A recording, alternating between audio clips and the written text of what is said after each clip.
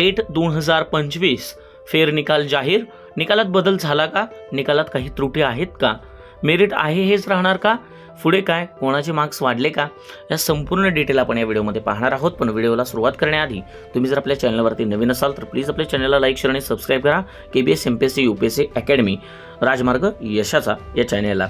चला नवनवीन अपडेट पाहण्यासाठी आपल्या चॅनलसोबत राहा. आपल्याला माहिती आहे की आता फेर निकाल लागलेला आहे टेटचा. मग याच्यामध्ये काही घोळ झालेला आहे का? परत एकदा काय याच्यामध्ये प्रॉब्लेम झालेला आहे का? संपूर्ण डिटेल आपण पाहणार आहोत. त्याच्या अगोदर त्यांचं हे प्रसिद्धीपत्रक पाहूया जे महाराष्ट्र राज्य परीक्षा परिषदेनं जाहीर केलेलं आहे. IBPSचा निकाल महाराष्ट्र राज्य परीक्षा परिषदेनं परत लावलेला आहे. फेर निकाल लागलेला आहे. चला पाहूया इन डिटेलमध्ये. त्याच्या आधी हे प्रसिद्धीपत्रक पाहूया आणि सगळ्या गोष्टी आपण इथं डिस्कस करणार आहे. शिक्षक अभियोग्यता व बुद्धिमत्ता चाचणी जी आहे टेट परीक्षा 2025 ती ऑनलाईन पद्धतीनं झाली होती. 27/5 ते 30/5 व 2/6 ते 5/6 या दरम्यान. जवळपास 60 परीक्षा केंद्रावर ही झाली होती. 8 दिवसामध्ये प्रतिदिन 3 सत्रामध्ये ही परीक्षा घेण्यात आली होती. 2,28,808 विद्यार्थ्यांनी नोंदणी केली होती. त्यापैकी 2,11,308 विद्यार्थी प्रविष्ट झाले होते. त्याच्यानंतर सदर परीक्षेचा निकाल आपल्याला माहिती आहे 18/8/2025 लागला होता, ज्याच्यामध्ये गुण यादी व गुणपत्रक दोन्ही उपलब्ध करून देण्यात आले होते MSCPune.in वेबसाईटवरती. तसेच जे DL व BEd परीक्षाधारक आहेत त्या 6,320 विद्यार्थी जे प्रविष्ट झाले होते त्यांचा राखीव निकाल ठेवण्यात आला होता. त्यापैकी आता 2,789 विद्यार्थी या निकालामध्ये प्रविष्ट करण्यात आलेले आहेत 25/8/2025 मध्ये. आणि याच उमेदवारांच्या मागणीनुसार म्हणजे आता जे विद्यार्थी किंवा उमेदवार जे आपण आता व्हिडिओ टाकला होता किंवा आपण जे म्हणत होतो की परत निकाल लागला पाहिजे आणि डिटेल आले पाहिजेत, आता त्यांनी काय डिटेल दिलेत हेही बघा, म्हणजे तेही आपल्याला बघायचं आहे. त्या पद्धतीनं गुणवत्ता यादी आपल्याला प्रसिद्ध करण्यात आलेली आहे. संकेतस्थळावर आपल्याला उपलब्ध करून देण्यात आलेली आहे आणि 2/9/2025 आपल्याला फेर निकाल लागल्याचं आता दिसतं आहे. चला पाहूया इन डिटेल याच्यामध्ये की काय नेमका प्रॉब्लेम झाला आहे, कसा निकाल लागलेला आहे, काय निकाल लागलेला आहे. ठीक आहे. महाराष्ट्र राज्य परीक्षा परिषदेने जो निकाल आता फेर निकाल लावलेला आहे त्याच्यामध्ये आपल्याला ही लिस्ट दिसते आहे. परत निकाल लावलेला आहे ज्याच्यामध्ये तुम्हाला आता काय वाढवलेत बघा. आणि बर्थ डेट, त्याच्यानंतर जेंडर, कॅटेगरी हे आपल्याला आता इथं दिसतं आहे. कॅटेगरीमध्ये पण आपल्याला क्लिअरिफाय झालं की कोणाची कुठली कॅटेगरी आहे किंवा काय. पण याच्यामध्ये सुद्धा ऑर्फन किंवा बाकीचे जे कॅटेगरी जे आहेत ते याच्यामध्ये इन्क्लूड नाही आहे, दिव्यांग वगैरे. ठीक आहे. त्याच्यानंतर बर्थ डेट तर दिल्या, मात्र इथं जेंडरसुद्धा दिलेलं आहे.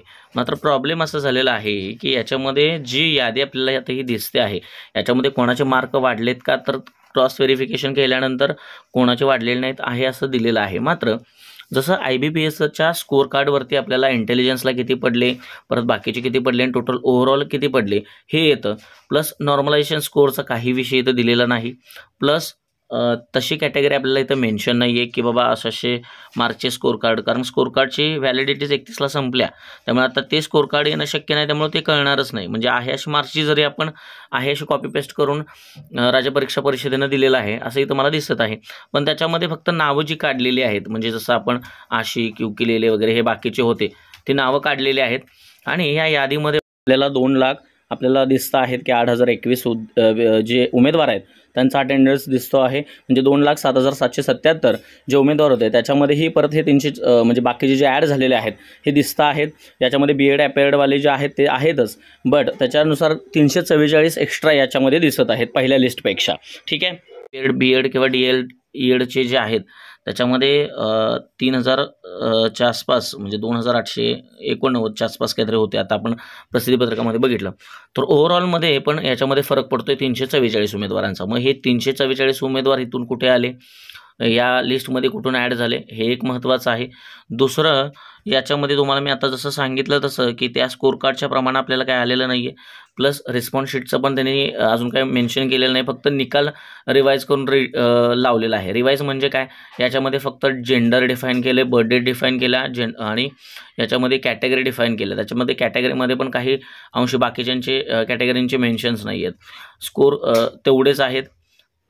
ठीक आहे. म्हणजे कोणाचा वाढलेला नाही, कमी जास्त झालेला नाही, हा एक इश्यू आहे. म्हणजे तो सेम आहे असं दिलेला आहे. मग आता इथं तर कन्फर्म झालं की बाबा हां काय नाही, मग आहे असं आहे, निकाल पण व्यवस्थित लागला आहे. मग घोळ कसा म्हणताय आपण, मग ती फक्त नावं हटवलेली आहेत. मग ही 344 नावं कुठून ॲड झाली. दुसरा मुद्दा असा की स्कोर कार्ड आम्हाला आता परत उपलब्ध करणं आम्हाला तसं द्या, बुद्धिमत्तेला किती इंटेलिजन्स म्हणजे जे आपण म्हणतोय जसं IBPSचा प्रॉपर पॅटर्न आहे, नॉर्मलायझेशन स्कोर किती झाला आहे, हे सगळे डिटेल आम्हाला परत आले पाहिजे त्याच्यावर. ते आणि रिस्पॉन्सिबिलिटी ह्या दोन्ही गोष्टी आम्हाला अजून मिळालेल्या नाहीत, त्या मिळायला पाहिजे. निकाल फक्त रिवाईज करून लावलेला आहात, मात्र ह्याच्यात सुद्धा घोळ झालेला आहे. 344 उमेदवार आलेले आहेत. आता डबल नावाचे अजून याच्यामध्ये आपल्याला अजून तरी मला सापडलेले नाही आहेत, पण ते मी सर्चिंगमध्ये आहे. ते जर झालं तर आपण उद्या परवा त्याही गोष्टी आपण मेन्शन करणार आहोत. याचिकेच्या संदर्भातल्या सुद्धा गोष्टी आपण मेन्शन केलेल्या आहेत. मी मेल टाकलेला आहे, त्याचेसुद्धा स्क्रीनशॉट जोडतो, तुम्हाला दाखवतो मी. पण त्याचाही रिझल्ट म्हणजे रिप्लाय अजून आलेला नाही. मी RTI सुद्धा टाकणार आहे. तर या सगळ्या गोष्टी आपल्याला मेन्शन करायच्या आहेत.